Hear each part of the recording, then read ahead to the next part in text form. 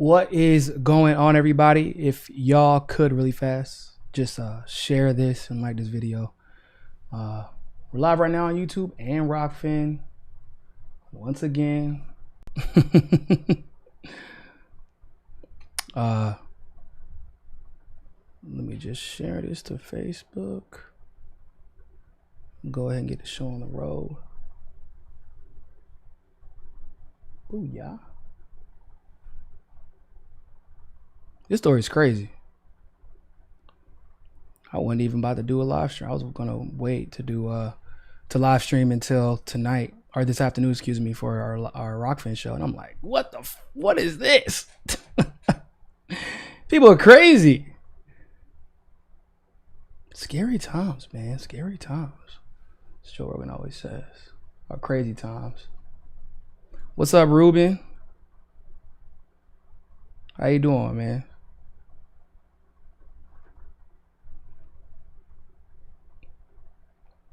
All right. Everybody ready? Because I'm ready. Like I said, make sure y'all like this video. Make sure y'all share this. We're going to get the show on the road.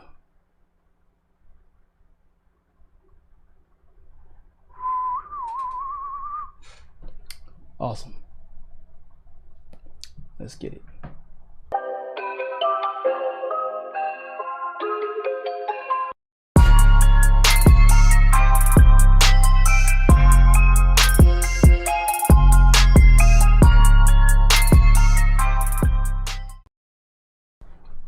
What is going on, everybody? Thank you all so much for tuning into this live stream segment of MCSC. And of course, as always, I'm your humble host, Niko House. You know, I actually wasn't supposed to be live streaming right now. I was sitting here minding my business, trying to get ready for my show this afternoon on Rockfin, for our Rockfin exclusive show. And as I was researching some other stuff, this story popped up on my timeline.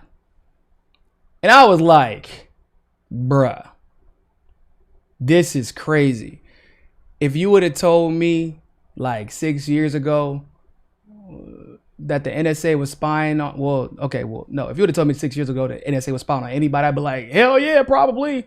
But if you would have told me that the NSA was spying on Tucker Carlson because Tucker Carlson, a conservative, was going to interview Vladimir Putin, who, I mean, most people back in the day would have been smeared as a communist for even entertaining him. And obviously Tucker Carlson is not a communist.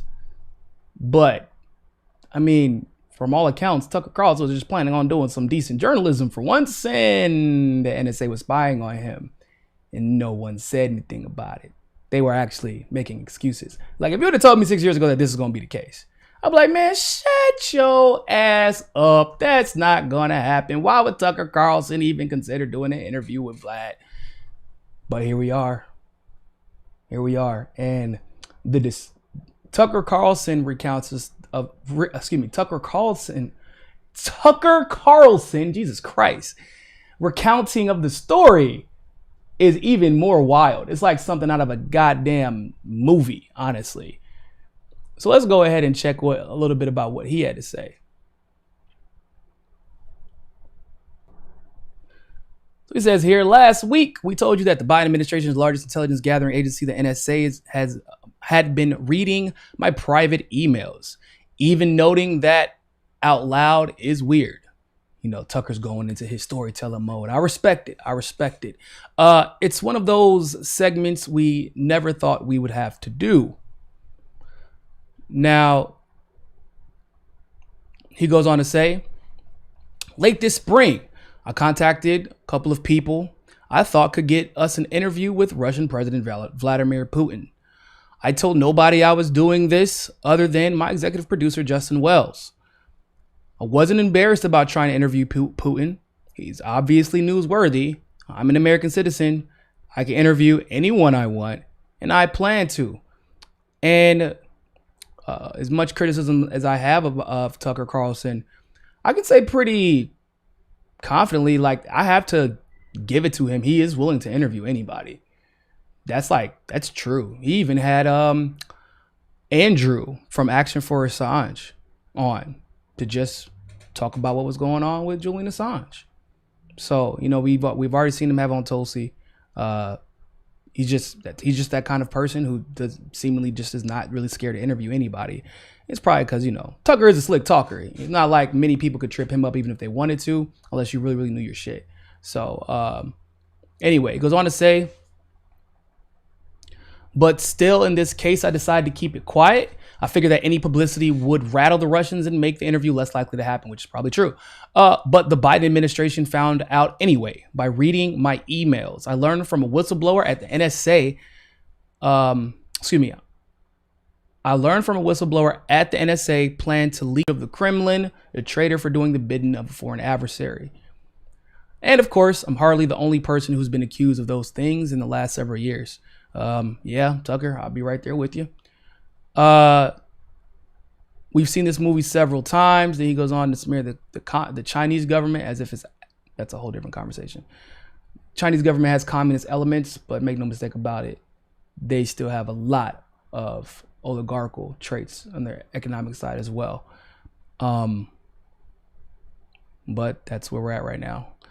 So I would disagree with Tucker with that characterization of the Chinese government. It's just more fear-mongering, the same fear-mongering he's doing about Vladimir Putin, ironically. So he goes on to say that Vladimir Putin does things this is sarcasm, by the way. Vladimir Putin does things that no American leader would even consider. He runs domestic disinformation campaigns. He lies to the public. He punishes people for opposing him or believing the wrong things. He even uses intelligence agencies to spy on his own citizens, beyond the pale stuff. So no decent American would interview Vladimir Putin, at least no reporter from Fox News. That was the point they wanted to make. That's why they plan to leak the contents of my emails to news organizations. And yesterday, as noted, we learned they actually did. Even now, some of the media are claiming that we deserve this. Emailing with people who know Putin, are you? Of course, the NSA is watching you. That's what you get. But that's hardly the point. By law, the NSA is required to keep secret the identities of American citizens who've been caught up in its vast domestic spying operations. So by law, I should have been identified internally merely as a U.S. journalist or an American journalist. That's the law, but that's not how I was identified. In fact, it is precisely what this law was designed to prevent in the first place. We cannot have intelligence agencies used as instruments of political control. Bruh. What in the actual factual fuck? This is, like, first of all, I feel like I shouldn't have to say this to you all, but disclaimer. You should be upset about this. I know Tucker Carlson's a conservative. I know he works for Fox News, and yes, I know he is a mouthpiece for a lot of mainstream establishment conservative talking points. But regardless of the fact that he does actually says some things that are true in his criticisms of the U.S. empire and his criticisms of both Republicans and Democrats, I don't care. This is illegal. This shouldn't be okay. Point blank, period, end of story. The rest doesn't matter. Anything else doesn't matter. It's all irrelevant. Right? We understand that. If they do it to Tucker, they will do it. If they do it to a conservative, they will do it to leftists. And in fact, let's be real, they've already done it to leftists. We know that a lot of these policies were famously used to target leftists. And once upon a time, you wouldn't even have seen a conservative being willing to talk to a Russian leader. Once upon a time. But whenever you would see JFK, for example, be more than willing to open up communications with Russia in any way, form, or fashion, this is the type of shit they pull. JFK talked often about how he would basically be in a shadow war with his own intelligence agencies. this is what he meant. We cannot allow stuff like this to go undiscussed or underdiscussed, because whatever, if it can happen to Tucker Carlson, it can happen to any of us. Why would they be so upset about Tucker Carlson, of all people, interviewing Vladimir Putin? I mean, like, let's be honest. If Vlad is as bad as they say he is, and Tucker is as conservative as they say he is, what could they possibly discuss that would lead somehow to, like, somebody being exposed who's challenged the narrative in Iraq and Afghanistan all the time, who supports Julian Assange, and even said it was people like Jimmy Dore and Tulsi Gabbard that brought him to support that issue. So once again, challenging the U.S. empire. So if you are a critic of all of those things, we know that Putin is pretty open and unapologetically a critic of those same things, specifically regarding the U.S. empire. And every time Putin opens his mouth about the U.S., like, let's be honest, he be dropping some fire. And Tucker is the type of person that will ask questions that people want the answers to and want perspective on. Like, why is it that every time Russia works with Syria, they get rid of ISIS, and every time the U.S. shows back up, ISIS shows back up with them? Maybe questions like that. Maybe ask questions about Russiagate. Maybe, talk about the Skripal accusations, where they accuse Putin of some 1960s poisoning of some fucking shit out of a 70s spy movie. They're like, yeah, this is totally not a conspiracy. We definitely believe that this presidential candidate, or excuse me, well, I guess technically he wasn't presidential candidate at the time, but this president of Russia was out here just poisoning people like in James Bond movies. That's not a conspiracy. Clinton body count though? Yeah, we know that everybody just works directly for her, just keeps killing themselves. Well, that's totally not, that's illegitimate. You're crazy. Crazy talk. But a lot of these issues, for better or for worse, Putin is very familiar with and to ask those hard questions. My issue, once again, as it is with all of this type of stuff, is, what do you have to be worried about? Why is it every time a journalist wants to do their job, there is an overreaction like this? I mean, the answer is obvious, right? Why'd they put Julian Assange in jail? Right? We're finding out now people lying on the stand just to keep him there. Why do journalists like myself, or those at the MCSC network, get censored on YouTube? Why are journalists having their blue checks taken away by Twitter, being censored by Facebook, blacklisted by mainstream?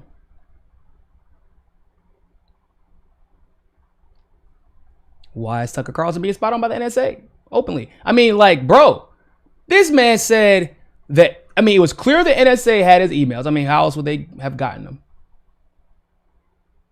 They name him. Then they leaked them, and they knew Tucker would find out. I mean, it's Tucker Carlson. He kind of has connections. They didn't care. They are literally trying to make an example out of Tucker Carlson. Like, yeah, you try to do your job on our watch, we're going to embarrass you and leak your information and leak your... This is the same shit we've seen for decades, left or right. That's scary shit. Like, yeah, we know that literally you can't have gotten those emails any other way. They know that we know it was the NSA. They know we know. And they're literally telling, yeah, that's crazy, bro. Just because he was talking about getting an interview with the world leader. I mean, when you spent the last, 4.5, almost 5 years pretending that man hacked the US elections from his iPhone, I could see why you'd be a little bit nervous if someone with any integrity whatsoever would interview him. And although, like I said, I got my issues with Tucker Carlson, when it comes to interviewing people that he may not agree with ideologically, he's still a pretty good interviewer. He's actually one of my favorite interviewers. Even though I don't like his analysis, he is one of my favorite interviewers because he asks questions and allows people to respond. Right or wrong, whether he agrees with it or not, he could push back, whatever. But like his interviews with Jimmy are some of my favorite. His interviews with Tulsi are some of my favorite. And I imagine that his interview with Vladimir Putin would probably be just as riveting. Everybody knew it was them. And then you once again have CNN, MSNBC. I swear to God, I know I'm old now, guys, but I'm still like young enough to remember whenever like 5 years ago the left was supposedly anti like intelligence community and over spying. I'm not young enough and old enough to remember whenever they were talking about like these same publications, these same media conglomerates were talking about, we got to give WikiLeaks a fucking Pulitzer Prize. They're a treasure to the world. Julian Assange the best. Until he exposed Obama and Hillary too. Then it was like, whoa, actually, he's a Kremlin puppet. It's our bad. We got that completely wrong. It ain't been that long, people, since supposedly the Democrats and neoliberals were anti-overreach. And here we are. My super leftist ass has to defend Tucker Carlson because he wanted to do his fucking job. 2021. Bingo. I know a lot of people didn't have a lot of this shit on their 2021 bingo cards, but I'm not gonna lie to you, given the last 4 years, it's pretty easy. That was definitely on my 2021 bingo card. Having to defend Tucker Carlson from over-invasive spy agencies because he's doing his job was definitely on my 2021 card. Because what else would have happened in 2021 given what we've seen over the last 4 years? Just saying. So, I would love to know what y'all think about this. Do you believe him? Do you think that Tucker was strictly there to do his job? Do you think that the NSA is going to be held accountable? I'm gonna answer that one for you. No, they won't. But do you think that enough people will talk about this? And if not, why do you feel like that? Is it just because Tucker is who he is? Or is there, a more eerie reason, which is the reality that if you do challenge the intelligence community openly, they will go after you. So let us know what you think in the comment section below. Don't forget to tune into our 4 o'clock Rockfin Premium show. All right. I'm telling y'all, I don't want to miss it. With that being said, ladies and gentlemen, always remember, more than anything else, find your balance.